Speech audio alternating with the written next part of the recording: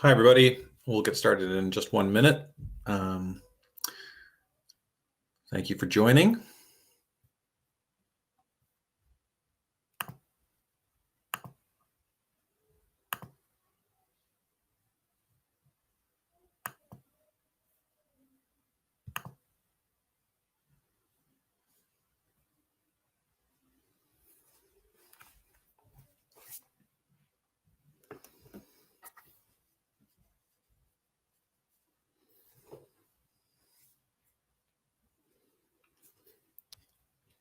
All right. Well, I'd like to welcome everyone to CYAC's webinar series. My name is Marc Hull-Jacquin, and I'll be hosting the webinar today. Before we begin our session, there are a few quick housekeeping points I'd like to raise. Pour ceux qui participent en français, for those listening in French, click on the floor button at the bottom left of your screen and then select French. Alors, en bas à gauche, vous pouvez sélectionner floor et ensuite sélectionner français, French. To see and follow along with the PowerPoint presentation in English, click the presentation at the top left of the screen. And to follow along in French, download the French version of the presentation by clicking on Documents on the right. Alors, pour télécharger la version francophone, la version française de la présentation, vous pouvez le télécharger en cliquant sur Download, sur Télécharger, en bas à droite. Feel free to download the presentation in either language by clicking Documents on the right. And for the last few minutes of the presentation, there will be a Q&A session. And so to submit your questions, click on Messaging and then Participants, and type in your question, and you can submit your questions at any time through the presentation. If you're watching this webinar as a group, we would ask you to please enter the number of participants in your group by clicking on Messaging and then Participants. So we'll now begin our session. So my name is, as I mentioned, Marc Hull-Jacquin. I'm the founder and the executive director at Shelter Movers. I'm going to be discussing what Shelter Movers does, why it exists, and how we have adapted our service to meet the needs of survivors of violence across Canada over the last 4 years. First, I will acknowledge the land on which we're operating. And so I understand there are some of us from across Ontario and across Canada. So I'd encourage each of you to take a moment to reflect on the specific land where you live and work and to whom these traditional lands belong.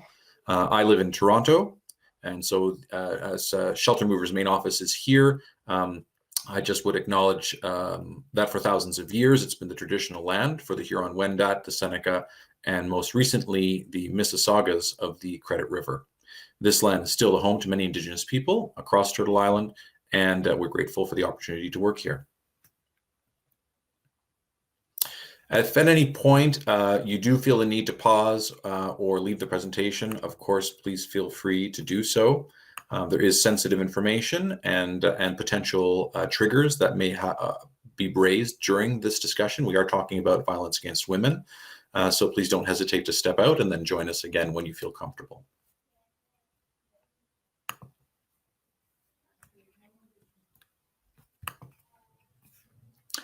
So very quickly, I'll give you a brief explanation of Shelter Movers, why we exist, and what our vision is for Canada. This was an organization started in 2016. I'm the founder, and so the organization exists to provide free moving and free storage services to women and children, but to all persons experiencing abuse, but primarily women and children, in collaboration with our community agencies and local businesses. And together we provide an opportunity for families to transition safely and in dignity to a life free of violence. We are looking to help create a country where leaving abuse is easy, safe, and barrier-free.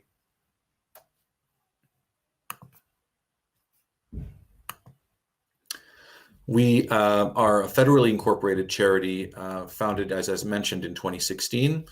We have our board of directors, so nine people, 8 women, 1 man, and we operate currently in 4 cities, so in Greater Toronto, Vancouver, Ottawa, and Halifax Regional Municipality. And later this year, the groups have reached out to us and intend they will be opening chapters in the Montreal region and in the Waterloo region, so Kitchener, Waterloo, Cambridge, later this summer. Since we opened in 2016, our organization has moved over 1,300 times, and so that is, we're currently moving up to 65 families per month.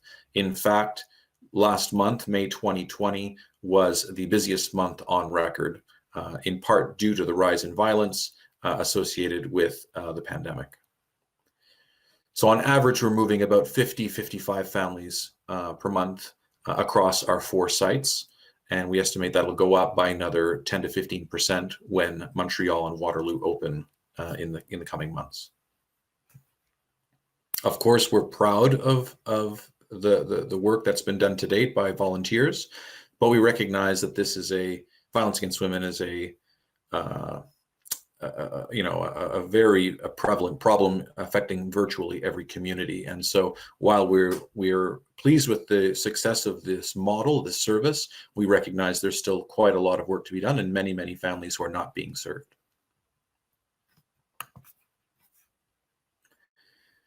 So we operate in a very collaborative manner. Shelter Movers is the only service of its kind in Canada, and we operate in a anti-oppressive, trauma-informed lens, putting the client, or the survivor, at the center and in charge, really, of this process. This is her decision, and this is her journey. We're very clear with that with our volunteers, and operating in an anti-racist, anti-oppressive manner allows for reflecting the fact that this is really about her and her choices and her power. We operate by referral. We do try to avoid self-referrals. When we do receive a call from a woman or a survivor, we would ask them if there's anyone they're working with, a social worker, police officer, a doctor, whatever, crisis counselor, whatever. And so in the 4 sites where we operate now, we partner with over 100 agencies, and you'll see the list on the slides there. And so it really is a wide variety of agencies, all in the VAW, in the violence against women sector, supporting survivors. So they would refer to us, and they also provide us with important feedback on the quality of our service and the responsiveness of our service. And so we take our cues from our partners. Obviously, we take them from our clients first, but we really do value the opinion and the needs of our partners to ensure we're not duplicating any services.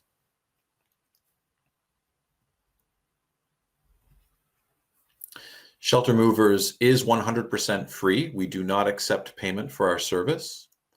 And this allows us to remove a critical barrier to fleeing. Vehicle rentals are provided to us at a discounted rate or completely free. We have relationships with private security firms. So we have security personnel or bodyguards that will attend some of our high-risk moves. We do work with police when it's appropriate, when the client feels it's comfortable and needed.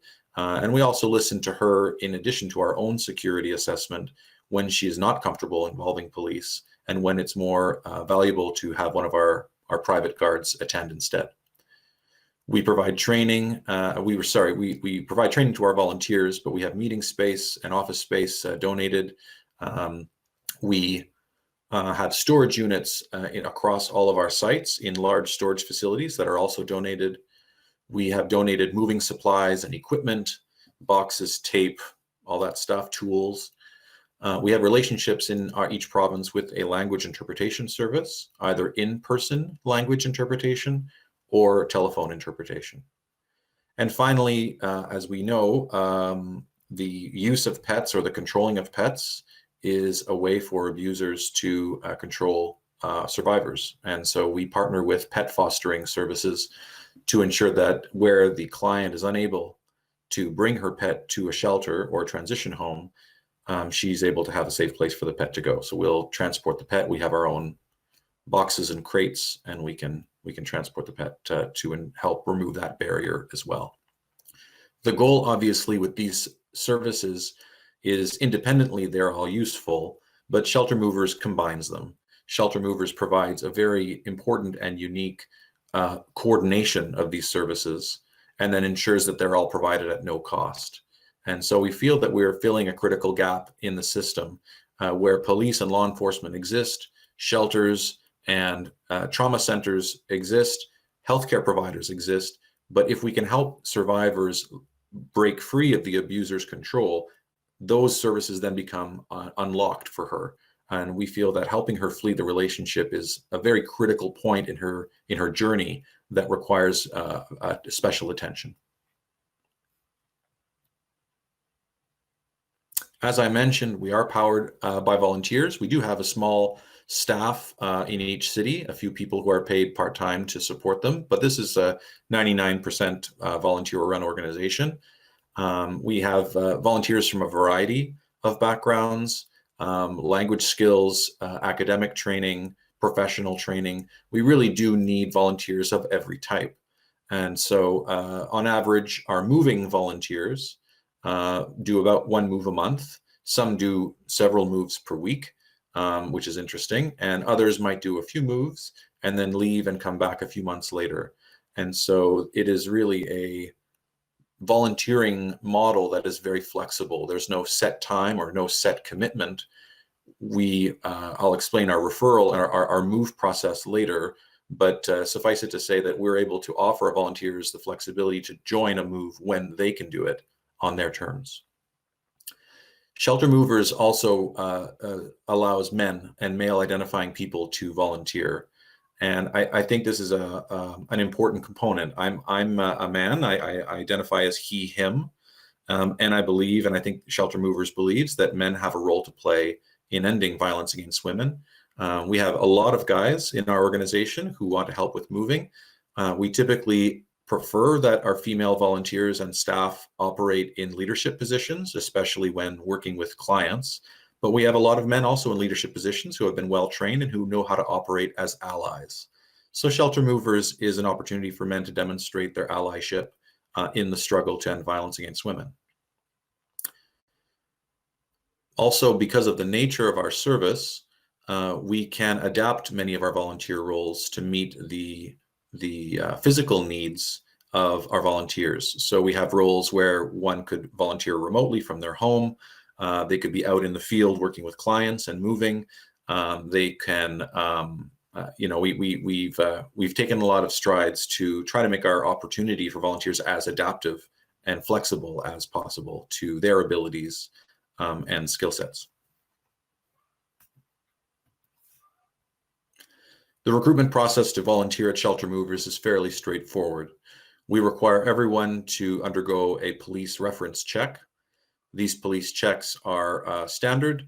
They usually cost about $20. We have an online service. The volunteer pays the $20. If they, for some reason, can't afford that, Shelter Movers will pay the fee for them. We have a screening interview by phone or video chat, and they are expected to attend, at this time during the pandemic at least, a online orientation that takes about an hour and a half. We offer specialized training for specific administrative roles and ongoing education and workshops. And these workshops focus on trauma-informed care, masculinity, violence against women, and other specific topics. Shelter Movers is a learning organization, and we expect all of our volunteers and staff to be lifelong learners as they grow in their knowledge of the issue of violence against women and how to end it. We also have a relationship with Chappelle, which provides free confidential telephone counseling And that is provided, as I mentioned, at no cost to any of our volunteers as part of our safety culture at Shelter Movers, where we look after our clients and our volunteer and staff's mental health through this process.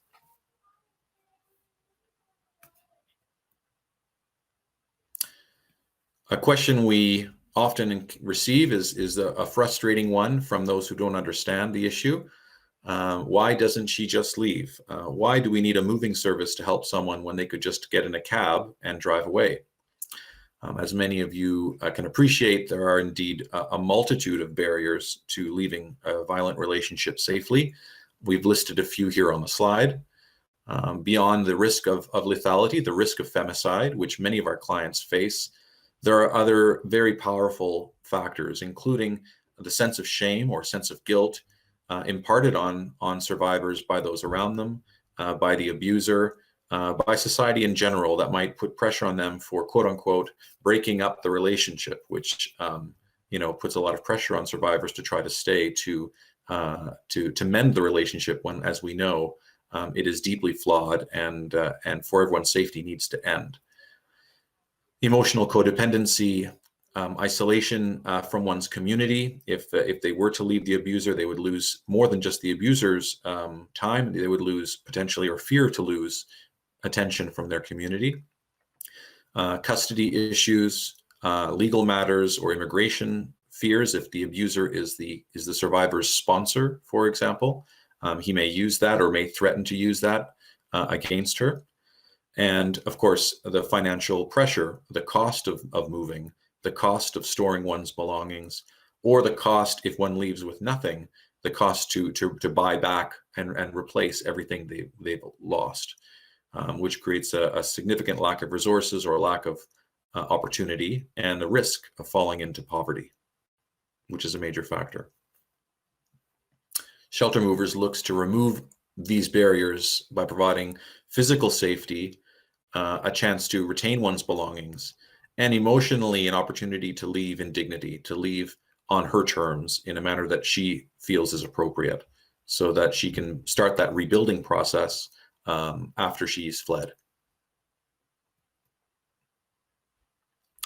Shelter Movers offers 3 types of moves. These moves, the types of moves are dependent on the risk that our clients are facing. The first type of move we call is an urgent exit. These are higher risk situations, and these really pertain to moments when the client is in immediate crisis. She needs to go now, or she needs to leave within a few hours. We have the ability in most of our cities to respond within 4 hours with multiple unmarked vehicles, plainclothes volunteers, security personnel, language interpreters, and pet fostering. And this group will come together on short notice to help her and her children gather their belongings and leave. Sometimes we are able to get all of her stuff. Sometimes we can only grab the immediate items and get her to a safe location. An escorted move is a more moderate risk situation. Typically, an escorted move is the moment where the client has already fled and she's in a safe place, probably a shelter or transition home, and she wants to return to her to the abusive household to get her belongings. And so obviously that is a volatile situation. There's a risk there that the abuser has understood now that she's intending to leave. We know that survivors are at particular risk of femicide and escalated violence when they become pregnant and the abuser finds out, and when they communicate their intention to leave and the abuser finds out of that intention. So at this point in the escorted move, she's already fled. He knows that. He's probably looking for her in many cases. And so we do provide security personnel for those moves to ensure everyone is operating in a safe environment. The last example of our risk types is resettlement assistance. This is a low risk situation. Typically, resettlement moves are sort of the happy ending to this part of our client's journey. They have been in shelter or transition home for many, many months. They may have located new housing. And in many cases where housing is hard to find, they really do need to take that opportunity. So they need to jump on the chance to have a place to go. During the pandemic in particular, it's very important for survivors to be able to self-isolate. And so to be able to pick up the client at the safe location, the shelter or the transition home, and then pick up her belongings in our storage units and set them up in their new home really is an important component of infection prevention, in addition to helping her along her way.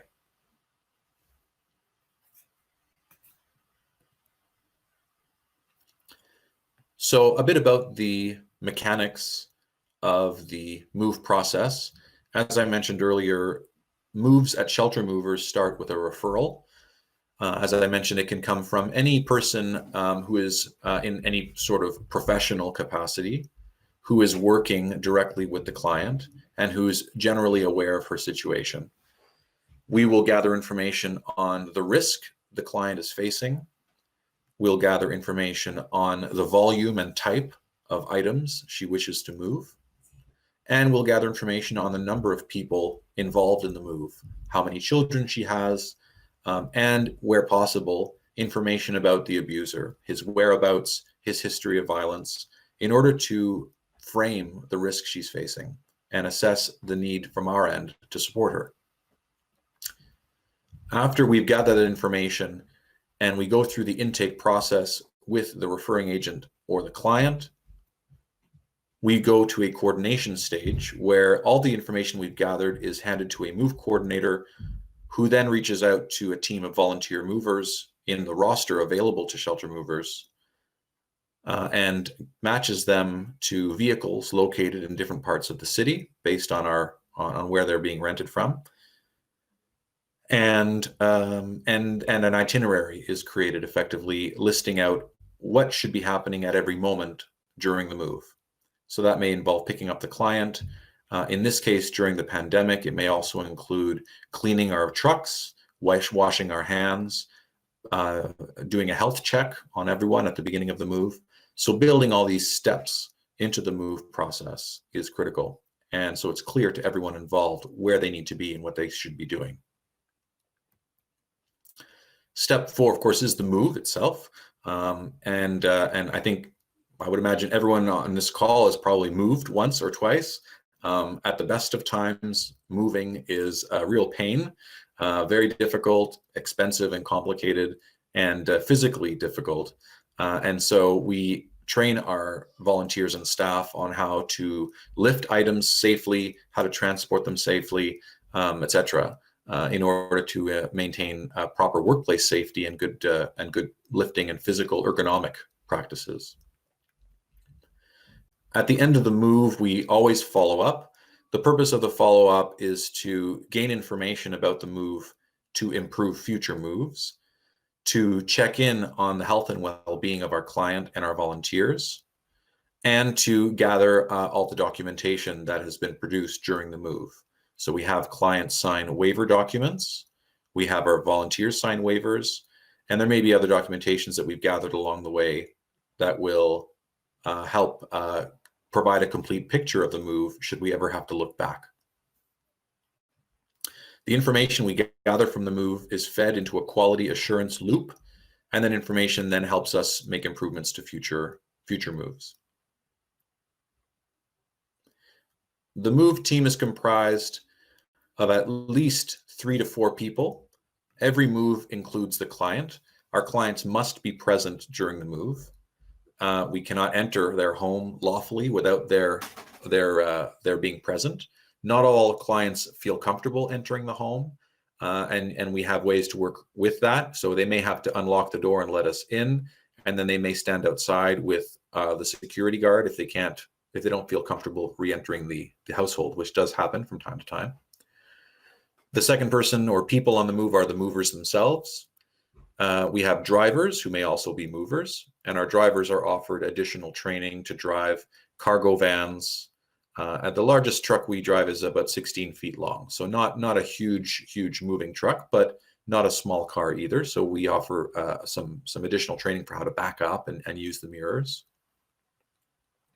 And the fourth person on the group is a lead mover.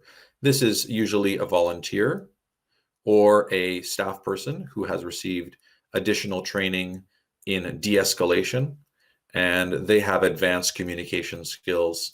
Often they may be social workers themselves or first responders who are volunteering for shelter movers.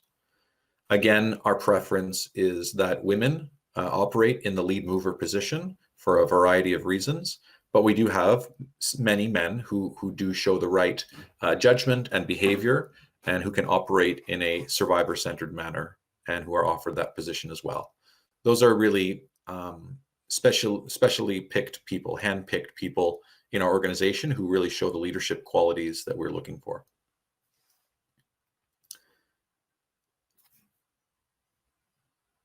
As I mentioned earlier, there could be other people who join the move, including language interpreters, security.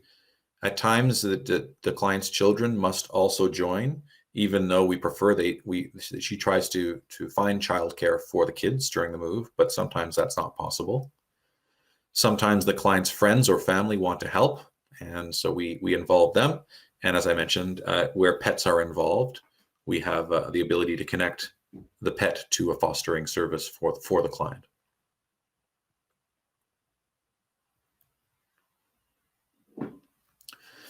Safety and security are primary areas of priority for the organization. We have all of the more advanced forms of insurance.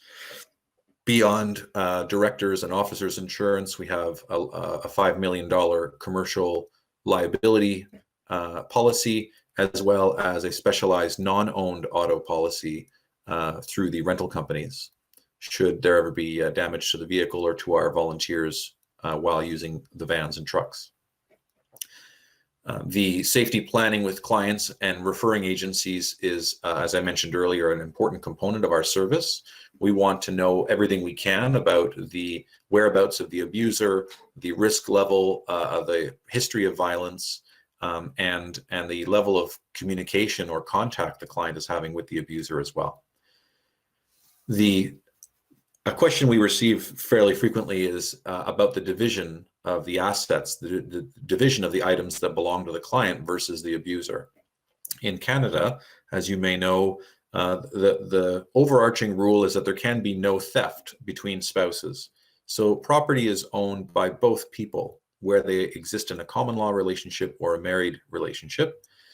And therefore, as many of you on this call can appreciate, abusers will control the family finances as a means of isolating the client. And so we view that really as an attempt to divide the assets ahead of time. Indeed, he may already have control of the bank accounts, and she may have very little or no control over her credit card purchases or bank account balance. And so he effectively has begun already separating the assets. The client has the right to those assets. She also has the right to the assets in the home. So she is allowed to take whatever she wants because it's hers. Because it is also potentially his, he has the right to sue her and take her to court for his half of those belongings. To do that, he would have to find her and start a legal action against her and then see it through. In our experience, over 1,300 moves, we've heard of 0 cases where the ex-partner has gone after the client, the survivor, for the item, half of the items that she has reclaimed from their home.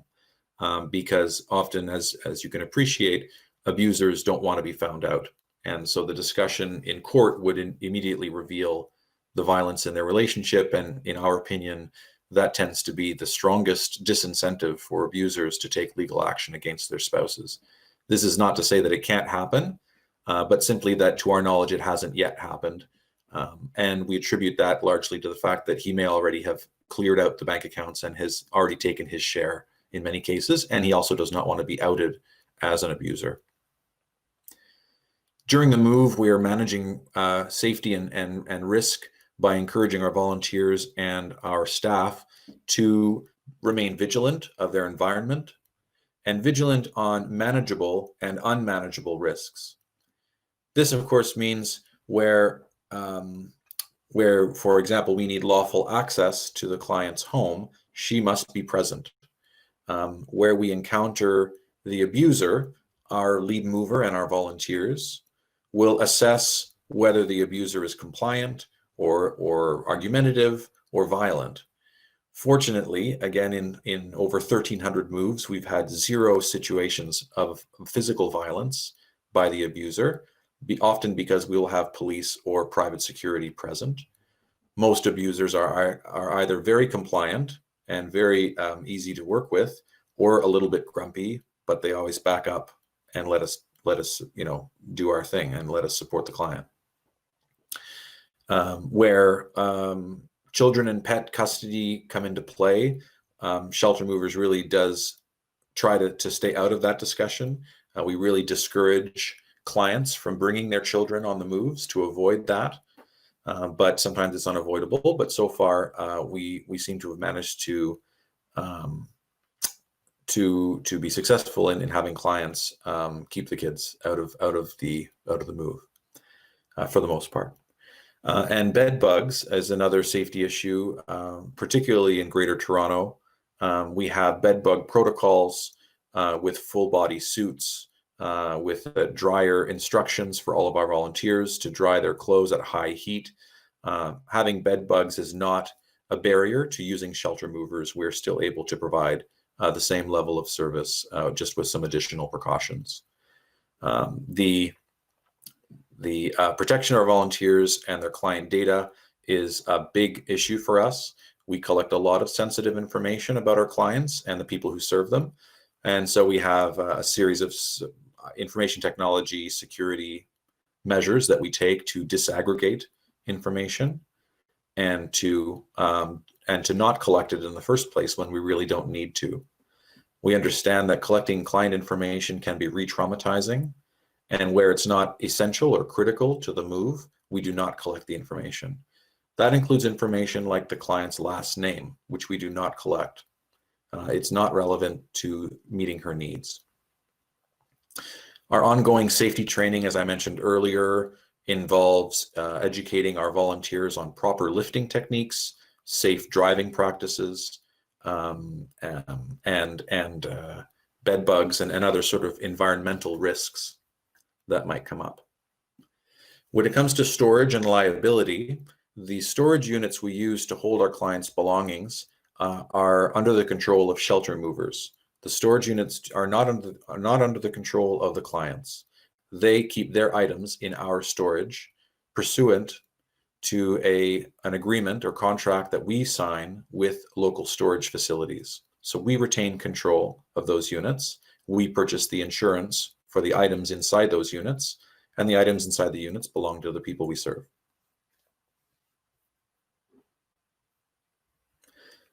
Talking about safety and risk, obviously these days the topic at hand is COVID-19 and the effects of the pandemic.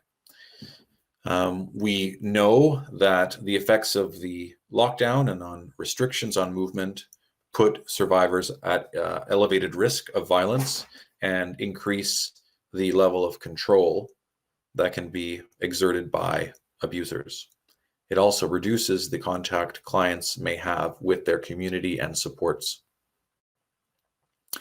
We've seen an increase in referrals in some parts of the country and a notable decrease in other parts. And we believe that the discrepancy might be attributable to the fewer supports available in some parts of Canada. So there's an eerie quiet in some parts of Canada, and other parts are busier than ever, both attributable to COVID-19. As we see an incremental lifting of restrictions to social movement, we are anticipating a significant surge in calls, likely in the fall. We are ramping up our recruitment of volunteers and our capacity to store items to match what we anticipate will be a 30 or 40% increase in calls as survivors find more freedom to be able to call out for help to shelters or police or anyone or us. To ensure the elevated risk is managed for our volunteers and staff. Shelter Movers has created an infection prevention procedure. This infection prevention procedure, the link is on the website at sheltermovers.com, and basically outlines the steps we take to ensure that our vehicles that we use are wiped down and disinfected. We schedule specific moments in the move to wash our hands. Everyone wears gloves, everyone wears masks, and everyone maintains a safe social distance. That includes even in the trucks, meaning we have one driver in the driver's seat, and we may rent a vehicle with 3 or 4 rows of seating so we can put our clients 6 feet away from the driver, and we open the windows. And so creating an outdoor feel, outdoor ventilation almost when we're driving is another step we're trying to take to limit the exposure. We have to operate on the assumption that everyone we serve and everyone serving them may have the virus and may be asymptomatic. So we take these steps in order to protect our clients and our volunteers without knowing if they're indeed infected, but hoping, of course, that they are not.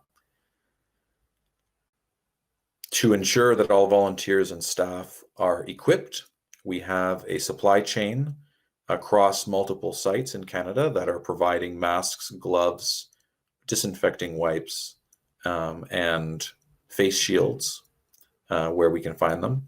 So we are building our inventory and expecting that surge in the fall, and expecting to be needing to use that quite a bit as infection rates may go up in the fall, as well as calls for help.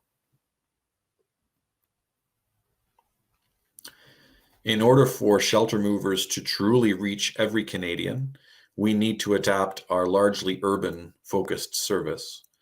Where we operate mainly in cities now, we need to change our service to meet the needs of rural and remote communities. And so this year we are pilot testing a version of our service in Lunenburg and Bridgewater in Nova Scotia. And we're looking for ways to identify and mitigate the additional barriers that survivors face when fleeing violence in those parts of our country. So in cities where we may have easier access to trucks or shorter distances to drive, or spend more time in traffic, or face or have a lower risk of conflicts in confidentiality or breaking of privacy, or easier access to storage space, all of those problems might be much more severe in a rural area. So you can see the comparison on this slide, but the point here is that we're really looking to find a way to reach the most remote and often very, very vulnerable women. I'm thinking also of women living in Indigenous communities in rural parts of Ontario or the prairies, where bus service may no longer exist. And so fleeing may involve everything from a number of vehicles to get to different points, a float plane to pick them up, whatever it takes really to reach the community and help her and her children flee safely.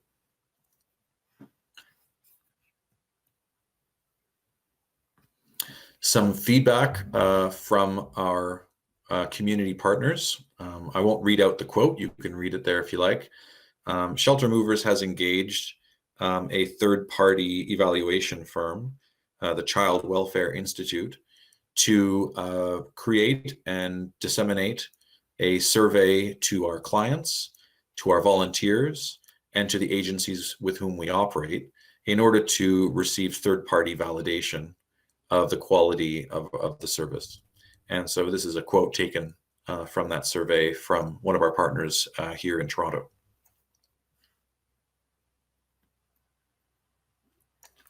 Most importantly to us, of course, is the opinion clients have of our service. If we're not meeting their expectations, we're probably not really doing our job. And so another quote here from Brittany. It's a pseudonym, of course, but Brittany, a survivor in one of our sites. I think what's important about this quote in particular is the difference in her expectations before she used Shelter Movers and after. So before using Shelter Movers, most of our clients really are not expecting to ever see their belongings again. They have written them off, and they are expecting to have to start new if they've already fled. If they're thinking about leaving and they use our service, they report a lot of relief, a sense of empowerment, and importantly, of course, the ability to retain their belongings and not risk falling into poverty after having to replace everything. Most importantly is the sense of empowerment, I think, that our clients feel, and the confidence they gain from going through the process successfully, that they can indeed break free and break the cycle of violence despite what their abuser may have been telling them. So that's the presentation. That's a little bit about what we do. This last slide, I'm excited for this because we have our 2 logos. So as I mentioned, Montreal will open at the end of the summer. Our French brand is Transit Secours. Yeah, so that'll be very exciting. I think we are a national organization, and I'm excited that we can operate in French and in English. We'll pause now. I see there's some messages in the message window. And one question here, does Shelter Movers collaborate with any territorial organizations? So we don't currently, Daniel, not because we don't want to, but because we are, as I mentioned, looking for ways to adapt our service to rural communities and to remote communities. I think it would probably, it just wouldn't work at this point if we were to try to apply our current model to those communities. We're certainly open to the conversation. If there's anyone that you can refer me to, the email address you see there on the slide is where you can reach me. We're definitely moving ahead with this in rural Nova Scotia, but that I wouldn't designate as a remote community. There are special needs in those communities as well that need to be addressed. So we're moving as fast as we can. We're receiving a lot of enthusiasm from folks living in cities who want to open chapters. So our attention is being pulled that way, but we certainly would love the opportunity to work with territorial organizations. Thank you for that question. Question from Abbotsford. This may have been mentioned. Does Shelter Movers in Vancouver help clients in Fraser Valley? I think so. I believe we can. Yes, I think the real answer is, can we reach? How far do we need to drive for the move? So we'll drive pretty much as far as our volunteers were willing to go. So it's about an hour. So I think that's definitely within our catchment area. We've gone as far as Langley for moves, which again is sort of pretty far from downtown Vancouver. We try to keep the moves to between 4 and 5 hours. So usually it's just a question of timing more so than a willingness. Also, our volunteers are primarily in Vancouver, and so they would need to get the vehicles and drive out to Abbotsford and then drop the vehicles back off in Vancouver, and that can eat up some time. Does Shelter Movers provide service in Halton and in Peel? So that's around Greater Toronto. So the short answer is yes. Again, usually it's a function of the time it takes to perform the move. We've driven clients out of Toronto as far as Barrie, as far as Sudbury. So that's quite many hours in exceptional circumstances where they're facing a higher level of lethality in their particular case, and they need to really just get out completely. So we've driven folks down to Niagara from Toronto, and usually those moves, as I mentioned, are sort of one way there, one way back. We're not driving around Niagara. We're getting her out of the city to a safe location, usually a women's shelter, wherever it is we're dropping them off. So that's a different type of move, but we certainly can do that. There is interest already expressed in Hamilton Stony Creek to open a chapter. So I didn't put that on the slide deck because we're not that far down the road yet, but there is a group there that's looking to start a chapter. So Halton area, We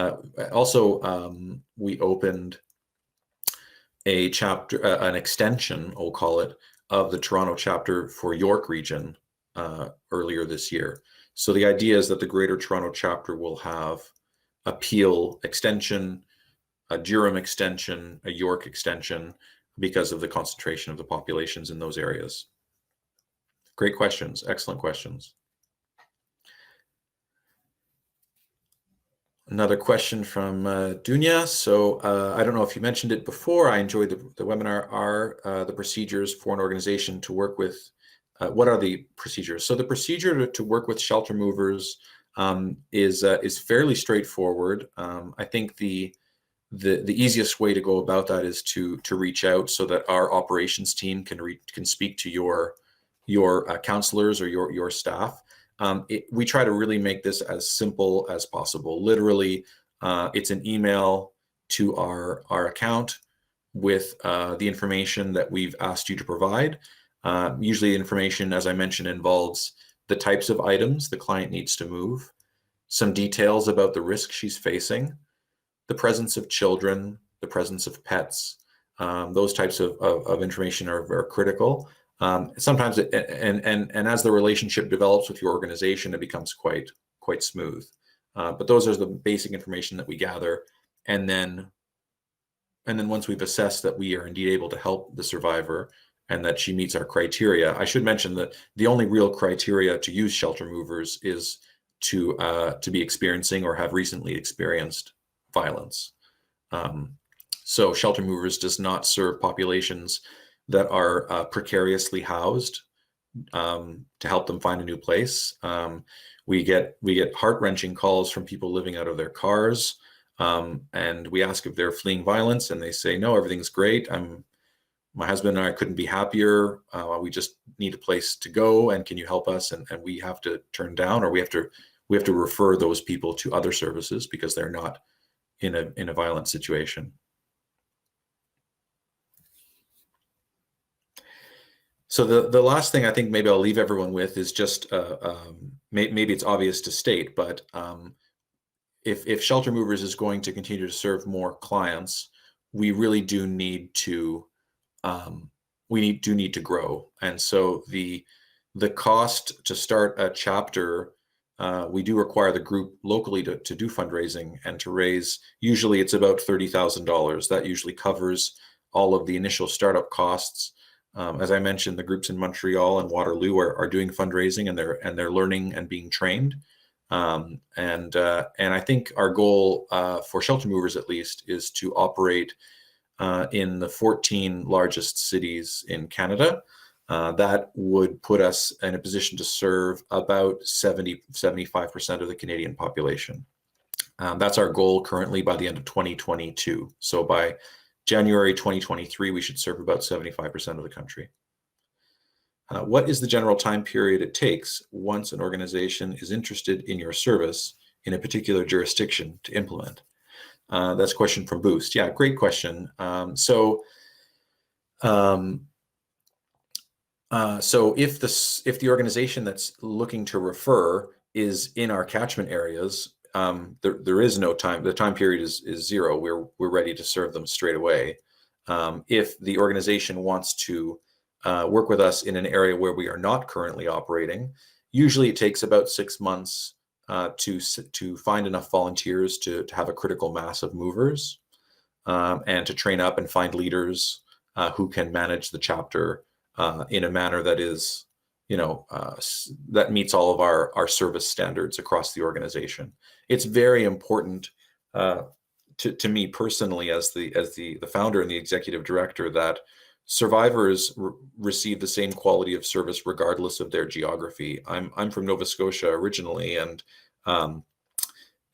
really I do hold our teams in Halifax to the very same standard as any other city, because our clients deserve that, frankly. So I think two-part answer to your question: if the organization is in our catchment area now, we'll serve them straight away. We can do a move within a few hours if we get the call. And if you're not in an area where we're serving, then we would have to form a chapter there, and that could take up to 6 months.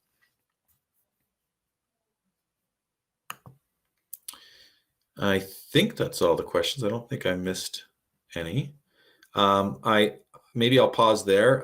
If you do have any other questions, hopefully you can see that my email is up there. Please don't hesitate to reach out. I appreciate everyone's time and interest today, and we'll stop there. Thank you.